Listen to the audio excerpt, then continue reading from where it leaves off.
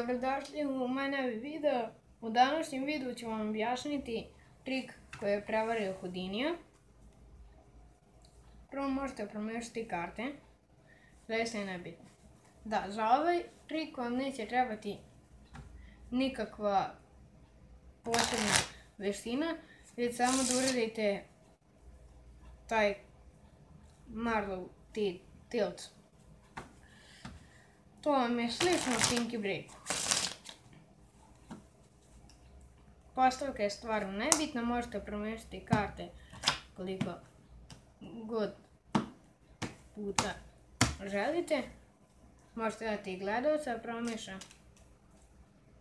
Nebitno. I date gledalca da izvuče kartu. Možete mu i raširiti, kako god. Izvuče, na primjer, ovu kartu. Sad ću ja pogledati jer objašnjavam. Petica karo. Dok je on pamti kartu, vi uradite Pinky Break. Samo prvu kartu gurnete i ubacite mali prst. Ne znam koliko možete da vidite, tu ima razmak. Znači, samo gurnete palcem na srednji prst i u povratku samo ubacite mali prst. Samo sekundu. I držite pritisak ovdje, se to ne bi vidjelo. Zatim, ovom kartom uzmete i izgurate neki deo špila, ovako na primjer ovdje. Izgurate tu, izvučete kartu i ubacite na drugo mjesto. Vidite, karta ide na drugo mjesto, a odavde izgleda, evo, kao da karta ide u sredinu. A stvari ide na drugo mjesto. Prvo i onda ide ovo. I samo ju ubacite, sve poravnate. I onda radite double lift. To sam vas učio. Listate ovako. Na dve karte ubacite mali prst. I okrećete dve karte odjednom. Kao jednu. To sam vas učio u pre 3 videa, 4, koliko, ne znam ni ja. Okrećete kao to je vaša karta, da. Ovdje imate dve karte. Samo ne pokažete, nego da oni misle da ima jednu.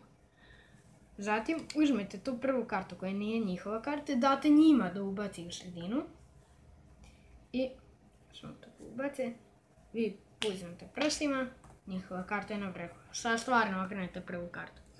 I tako možete dokle god vi želite. Ovako. To je kao magičan potez. Prstima ovdje, sredinu i ponovo ta karta na vrhu. I kad radite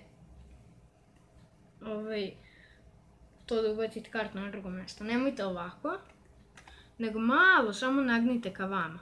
Malo, ne mnogo. I to je to. Želeo sam da vam kažem i da od sada video će izlaziti samo utorkom i subotom. Znači samo 2 dana, 2 puta nedeljno. Zato što ja ne mogu više da stignem. I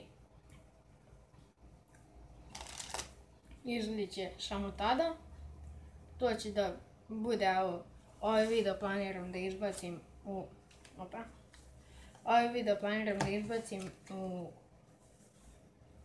utorak. Izvođenje. To će biti posle izvođenja. I to je bilo to za ovaj video. A mi se vidimo u sljedećem.